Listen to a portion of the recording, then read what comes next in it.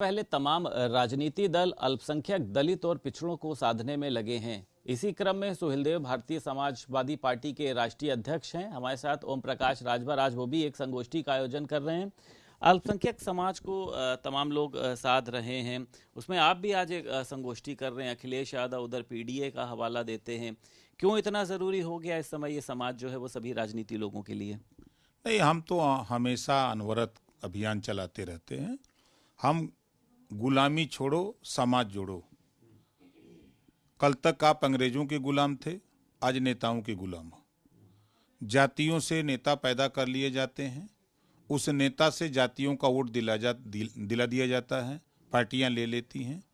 फिर जातियों को जब हक अधिकार दिलाने की बात होती है, रोटी, कपड़ा, मकान, शिक्षा, दवाई, न्याय और राजनीतिक भागीदारी दिलाने की बात आती है, तो वो नेता फिर मुकरने लगता है।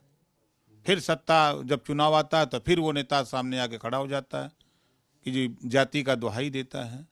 तो हम लोग समय समय पर जो संविधान के दायरे में जो जातियां हैं उनको जगाने का, उनको जागरूक करने का हम लोग अभियान चलाते हैं कि आपका भी शिक्षा के लिए आप लड़ो, आप बेहतर स्वास्थ्य कैसे मिले, प्रदेश और देश की सरकार की जो योजनाएं हैं वो योजनाओं का लाभ आपको कैसे मिले, इसके लिए आप संघर्ष करो। अच्छा, बड़ी रैलियां इधर आप कर रहे हैं, हरदोई में भी आपने रैली करी, उसके पहले भी आपने एक बड़ी भव्य रैली करी थी। बताया जा रहा है बिहार में भी एक रैली करने जा रहे हैं। तो लग रहा है आपको अपना जनाधार आपको दिखाना है बीजेपी को, क्योंकि सीटों को लेकर भी एक रस्साकशी जो है वो चल रही। शक्ति प्रदर्शन माना जाए इसको? नहीं नहीं, शक्ति प्रदर्शन नहीं, हम तो 2002 से शक्ति प्रदर्शन कर रहे हैं। हम अनवरत गांव में, हमारी टीम 100 लोगों की टीम है जो यूपी में काम करती है, और लगभग इस समय 156 लोगों की टीम बिहार में काम कर रही है। 156। तो ये जगह जगह 10 आदमी 15 आदमी जाके गांव गांव में समझाते हैं, उनको समझाते हैं, शिक्षा के प्रति जागरूक करते हैं, सामाजिक जीवन कैसे सुधरेगा, स्वास्थ्य के लिए, रोजगार के लिए, नौकरी के लिए, राजनीति के लिए।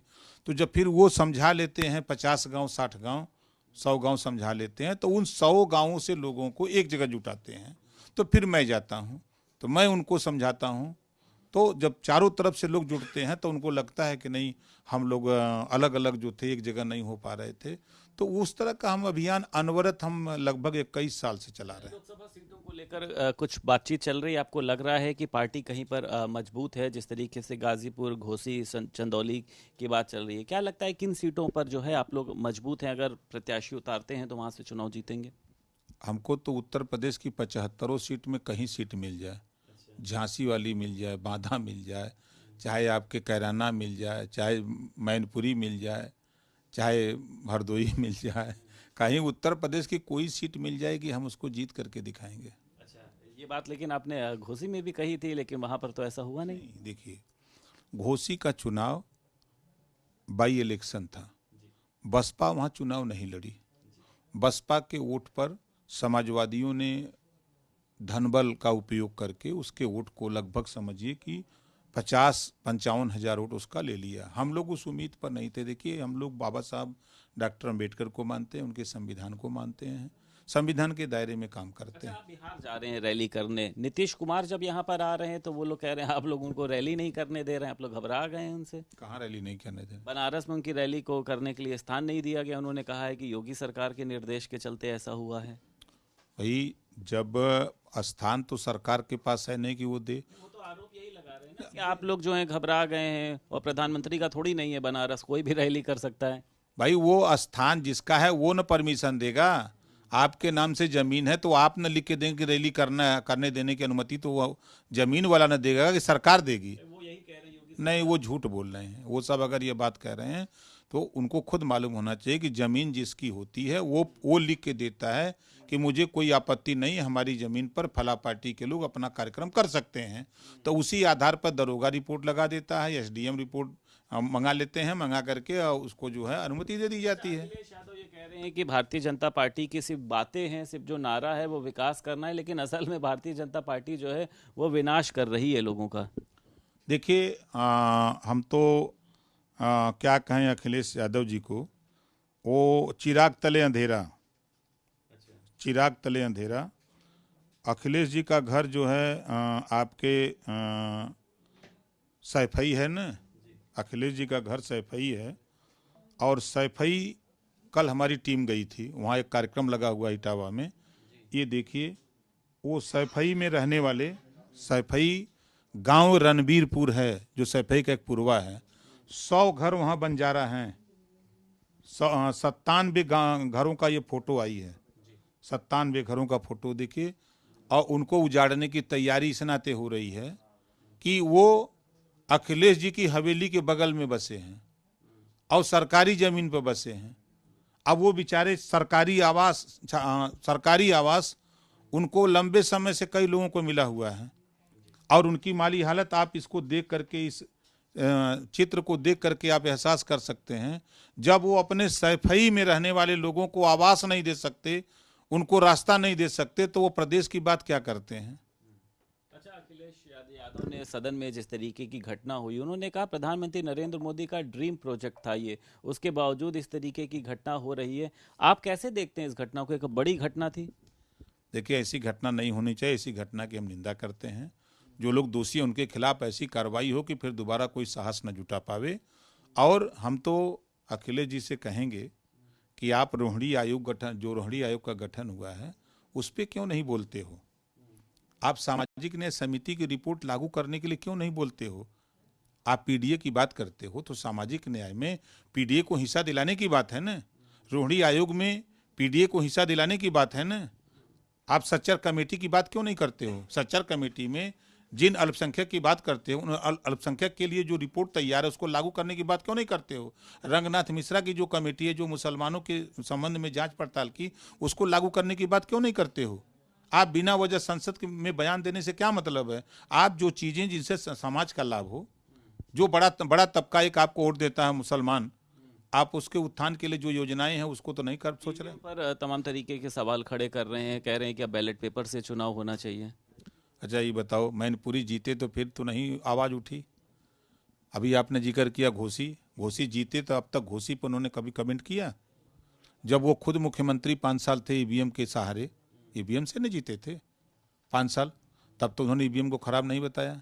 जब वो हार जाते हैं तो ईवीएम खराब हो जाता है, जब वो जीत जाते हैं तो ईवीएम सही हो जाता है। कन्नौज से अगर चुनाव लड़ते हैं अखिलेश यादव, बताया चर्चा चल रही है, गढ़ रहा है, क्या लगता है आपको जीत मिलेगी कि वहां पर भी कमल आप लोग खिलाने जा रहे हैं?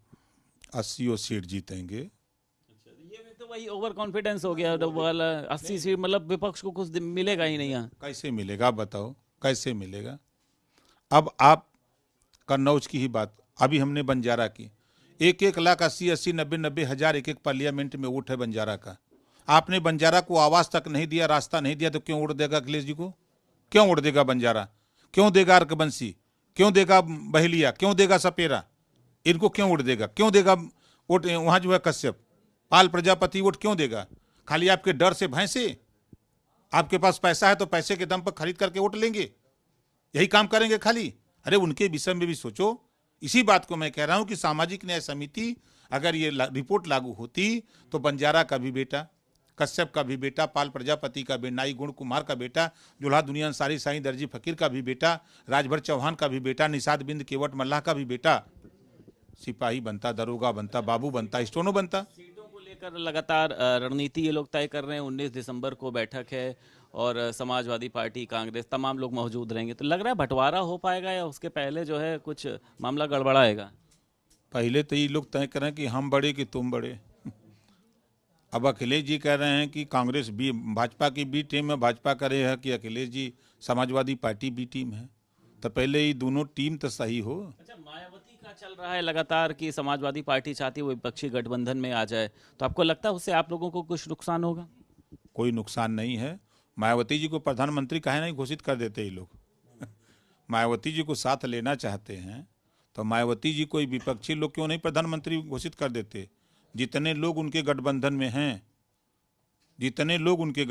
हैं, मायावती जी की घोषणा करने के बाद सबसे मजबूत नेता मायावती जी वोट वाली खड़ी हो जाएंगी। एक आखिरी सवाल है, स्वामी प्रसाद मौर्य ने 1008 श्री श्री रविशंकर का ट्वीट करते हुए गणेश भगवान को, शंकर भगवान को, उसमें तमाम तरीके की टिप्पणी करी गई है। उन्होंने कहा अगर ऐसा मैंने कहा होता तो जो भावना आहत गैंग वाला है वो मेरे पीछे पड़ गया होता। फिर से एक बार ऐसे भगवान को लेकर सवाल उठाना आपको लगता है ठीक है? देखिए, उनके जिम्मे कोई काम तो है नहीं, समाज के मुद्दों की बात तो करना नहीं है।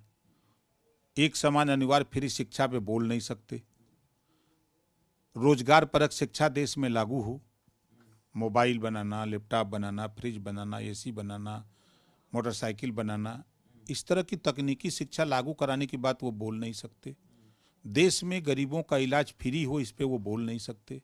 महिलाओं को राजनीति में तो हिस्सेदारी मिल गई, नौकरियों में 33% रिजर्वेशन लागू हो, इस पे वो बोल नहीं सकते हैं। सामाजिक न्याय समिति की रिपोर्ट लागू हो, इसके लिए वो बोल नहीं सकते हैं। सच्चर कमेटी की रिपोर्ट पर वो बोल नहीं सकते हैं। रंगनाथ मिश्रा कमेटी पर बोल नहीं सकते हैं। रोहिणी आयोग की कमेटी पर बोल नहीं सकते, उनको पता ही नहीं है। तो इन पे क्यों बोल रहे हैं भगवानों पर? बस देखिए, जाकी जैसी भावना ताकि तैसी सोच।